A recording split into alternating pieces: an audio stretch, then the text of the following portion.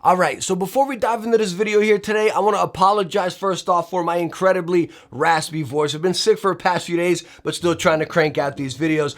Number two here, if any of you have watched any of my other videos, not even just basic PC related, but heck, anything from a mouse, a keyboard, whatever, I don't like them being tech spec filled reviews just like that. I like them being more or less user experience. As a gamer, how is it for me? And that's exactly how we're going to go with this. I'm not going to flood this video with a bunch of specs. We'll run a few benchmarks and talk about some of the key specs, but if you're interested in all of them, I'll throw them up here on the screen. A couple core things right there, i7, a 3080, 32 gigabytes of RAM right there. But again, we're gonna focus on the key aspects of gaming. How is our gaming with it and everything?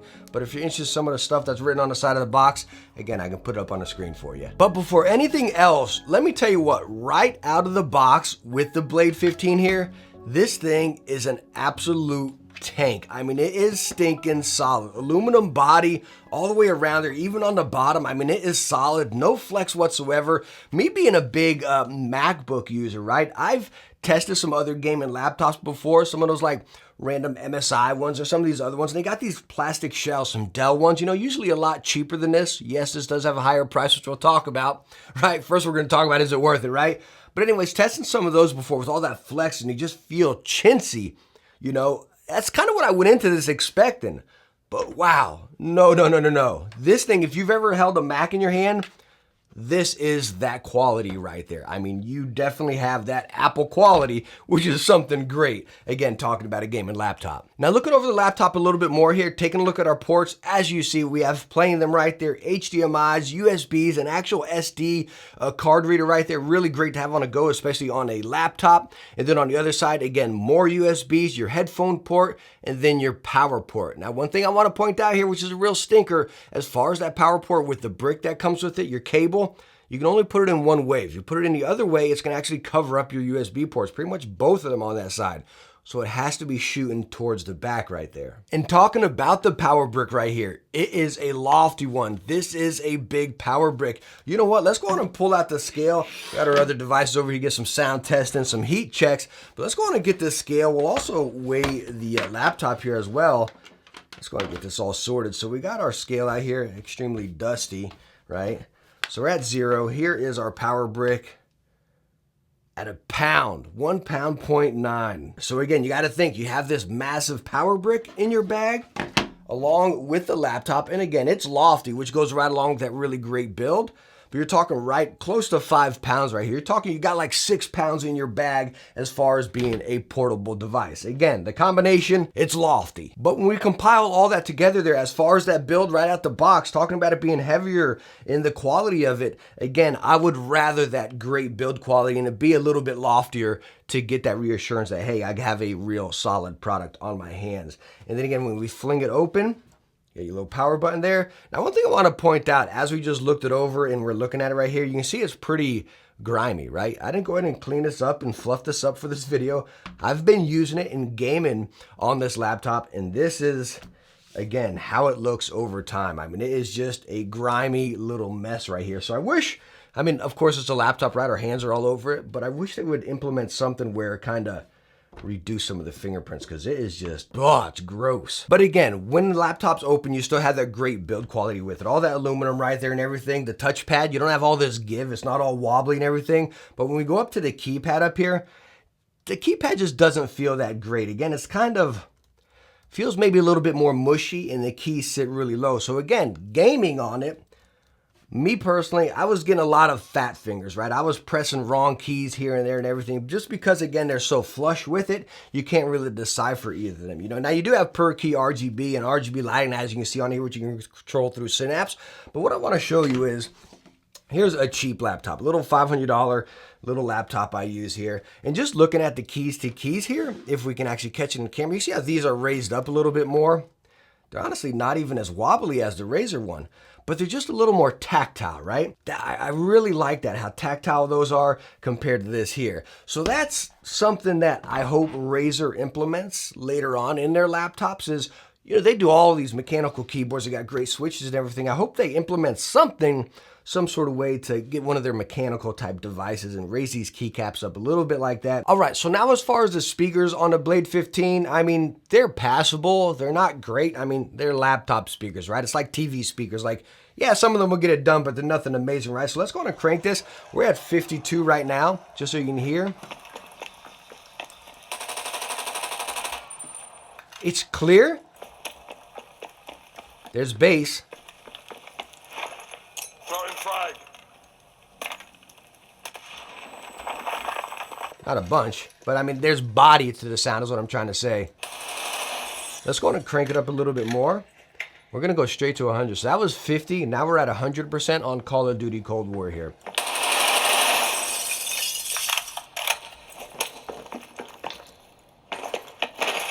So you can hear with the footsteps. There's body, listen to the rain. Throwing stump. So as you can tell, you can decipher the highs from the lows and everything. And it goes great. With a racing game or a story game or whatever, you really decipher the sound. And they sound good for, again, laptop speakers. Now, if you are curious, this is the webcam on the Razer Blade 15 right here, and we're also using the included mic. So I got quite a few lights on right here, and it's honestly not bad. You see some noise, some softness and everything, but I think it'll get the job done for, again, a portable laptop with the webcam. Not the greatest by any means, but it definitely gets the job done. Now, again, this is with lights on. As far as low lights, hold on. I'm going to show. Let me go and turn these lights off. All right, so now we have one light on over there, and the big lights over here are off. So as you can see, it really brought out a lot more noise. So as far as low light conditions, not the best. You definitely want at least one light on you here or there. So now, while we have it open and we're looking at it, let's talk about some of the juicy stuff, right? Starting with the screen right here. Again, 360 hertz. Wow, that's just like, that's incredible just for, again, a stay-at-home gaming monitor. You know, that's just crazy right there.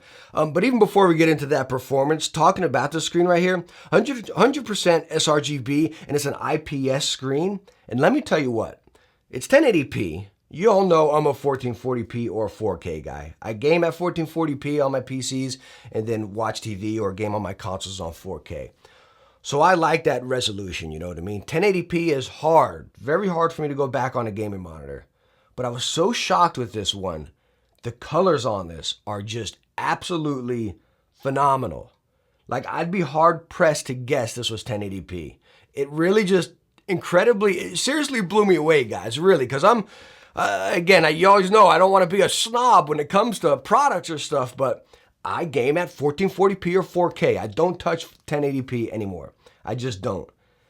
And when I saw this screen, I was like, you got to be kidding me. Like, I'm going into the specs here looking at it. I said, this thing can't be 1080p. It looks so incredibly good. And Razer, whatever you're doing here, you need to come out with gaming monitors like this. Because let me tell you what, you're no throwing fluff around. You will own the market if you can produce this as far as a basic monitor, even at 1080p or something like that. As far as the screen, guys, wow. Absolutely phenomenal. Now, also as far as the screen right here, one other thing that's really cool, again, being IPS and everything, you do have that matte coating on it. So as far as glares, it really reduces the glares. I got tons of lights on right here. I mean, you can see that one big light catching it over here, but as far as me looking straight at it, I'm not getting any sort of crazy glare. My self-reflection right into it, you know. Even if I go this way, I'm not getting all those lights reflected into it, you know. So as far as with that anti-glare on, if you're using it, again, as a portable device, really nice to have that. So again, you can really be focused on it, not seeing everything else that's going on behind you. On the other hand here, and this is why we had our other tools out here as far as our sound test and our temperature checker here. So we're going to fire this up. I'm actually going to plug in my Orochi right here because me personally, when I use laptops, I'm not really a big fan. That's the HDMI port over there, right? I'm not a big fan of the touchpad. I like using the mouse right here. This can be that better experience. And again, if you've watched the review of the Orochi, fantastic little mouse on the go. So anyway, let's close that down. So talking about gaming on this laptop, more importantly, gaming at 360 hertz. We got a 3080 in here, right? So you're thinking 3080, 360, 1080, right? I'm good to go. Like, we are good to go right here, you know? So, and I'm going to throw up a few games here, right here. We're going to talk about Call of Duty first, right? And when I was playing Call of Duty, even on my main PC, again, I game at 144 hertz. I stay right around there. 100 to 120-ish, 140 every now and then, you know. It's iffy, it's hit and miss, you know. And that's the same thing on this laptop right here.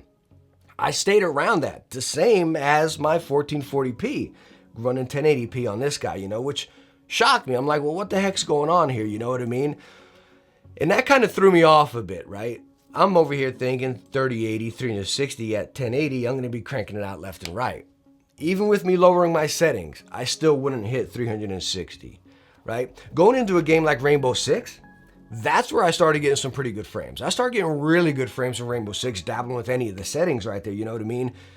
Which was an awesome experience talking about Rainbow Six. Very smooth gameplay, very just precise, no blur or anything. Also, I think I forgot to mention, the screen being 360 hertz is 2 milliseconds of response as well. IPS also, if I haven't mentioned that.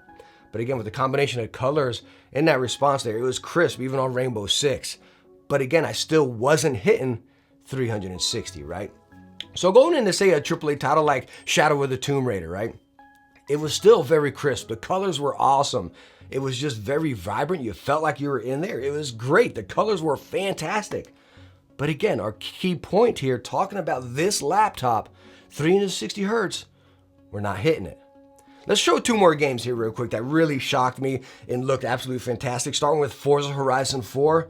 Again, I go on and on. You're gonna hear me say this constantly. The colors, right? The vibrancy was just gorgeous. It was phenomenal on this laptop. Again, being 1080p, it just blew me away. And that goes right with Forza right here.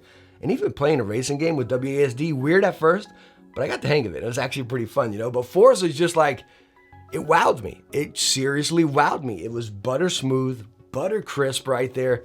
I don't think butter's really crisp, right? But anyways, it was just an absolute blast, a great experience. But still, you're catching a drift here, right? I didn't hit 360. Dirt 5 is another one. This is one was a little bit different here. Talking about, we just looked at Forza being a racing game. It was just crisp and smooth. It was just a great experience. Going into Dirt 5, again, dabbling in any kind of settings. Yes, you can guess I didn't hit 360, but with so much more going on with Dirt, with the environment, the dirt, right? The water and everything like that. I caught a little bit more blur within that. I don't know if it's because too much was going on or something. Maybe it's not, you know, enhanced as much as Forza or whatever, but I did catch a little bit more blur in there. Still a great experience, still great colors and everything, but yes, a bit more blur in that compared to Forza. So after looking at some of those benchmarks and playing those games, the biggest thing that you're catching on is, yeah, they're not hitting 360 hertz. But honestly, what does hit 360 hertz? Even if you're on a regular PC, right? I've tested 360 hertz monitors and I couldn't even hit that with the games I play, as we're seeing right here. So let's go on and talk about maybe like Overwatch, maybe Fortnite on the lowest settings, right? Counter-Strike, Valorant. There you're gonna hit 360 hertz in those certain situations. For me, I don't play any of those games. I dabble with a little bit of Fortnite, you know, but me, these are the kind of games that I play, talking about a gaming laptop. It's not a Valorant laptop or a Counter-Strike laptop, you know what I mean? So that was a little bit disappointing. Now, as I'm talking here, I'm gonna be running a live benchmark on Tomb Raider on highest settings. I did most of them on high settings, but again, we're running highest settings. And what I wanna show you here is just the heat that this thing punches out and the sound of it and everything. Now, we are not plugged in here right now. We probably should be doing this test plugged in. As far as all my other benchmarks while I was playing, I was plugged in, by the way. But I want to do one live with you guys. But after all those the gameplay clips I showed you, that was one after another right there. And I took some heat measurements with those as well and just some sound test. And when you look at this thing, like, it is spicy. It really is spicy. Even down here onto your hands where it's gonna rest on your palm by the trackpad. Now, it's not unbearable hot. When you get towards the top, it's a little hotter. You actually feel some air coming out over the keys right here.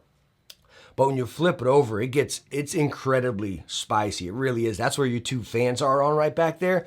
And yeah, you hear it. Like, it's loud, but it's what you'd expect from a laptop, or what I would expect from a laptop, at least, you know, like it starts chugging when you start running a pretty intensive game. Like, I mean, I wouldn't expect anything other. Heck, my PC starts chugging, you know what I mean? And it spits out heat. So that's the same thing you're getting here.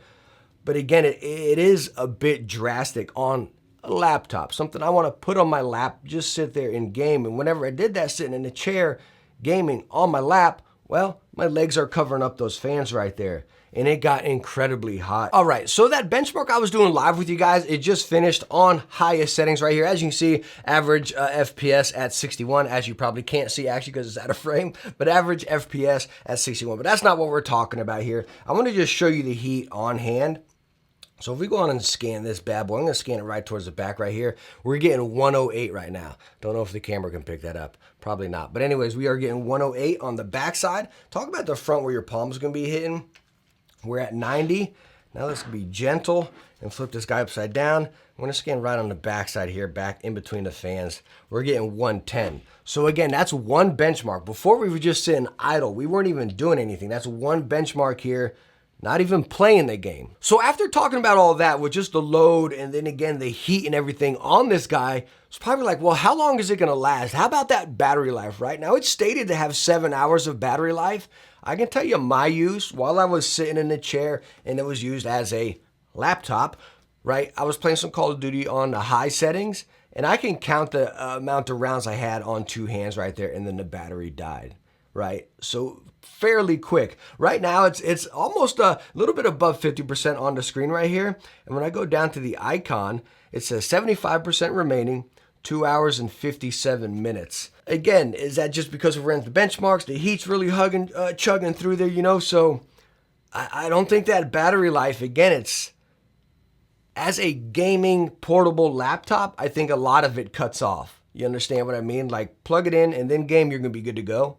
But as far as if you're going to be cranking out a round on the go without the battery, you just kind of like, you're going to get a couple of rounds and you're out of juice. All right, so wrapping up the Blade 15 Advanced right here, the 3080 360 hertz model right here.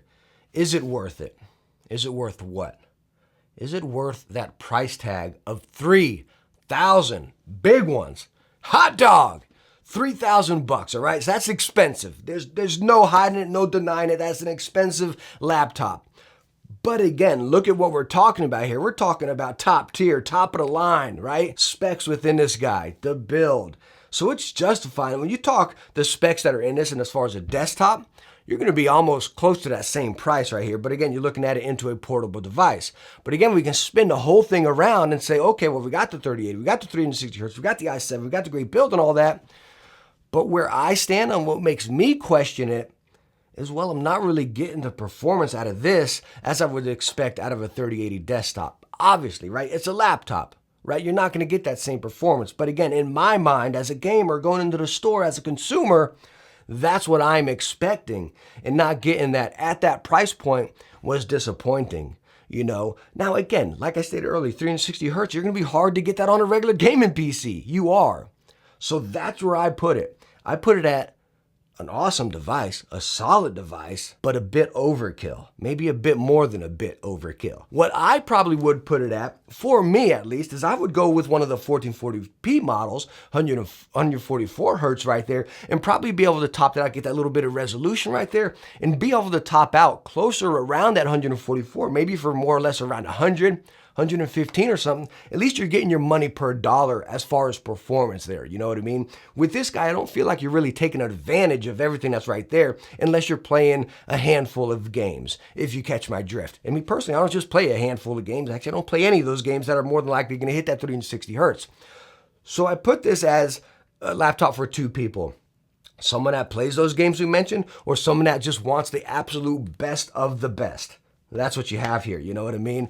But for me, again, I would downsize a little bit, save a little bit of money, go with one of the 1440p, 144 hertz models right there, and be good to go and have a little bit of money in my pocket. But I'm really curious to hear what you guys think as well. Do you think this is worth $3,000, right? If you play, those are some popular games. Do you think it's worth that if you play those games? Do you think it's worth it just as an all-in-all value right there, as the device it is? Do you think it's worth $3,000? I really want to hear your guys' thoughts. Again, this is something new I'm dabbling with right here. I hope to cover many more, you know. So again, I want to spark this conversation and also learn from you guys as well. So let's spark that down in the comments. But all in all, I hope I helped you out in this video some way or another, and I hope you enjoyed it. If you did, hit that thumbs up and don't forget to subscribe to some future tech videos. Hey, I hope to catch you in the next one. Bye now.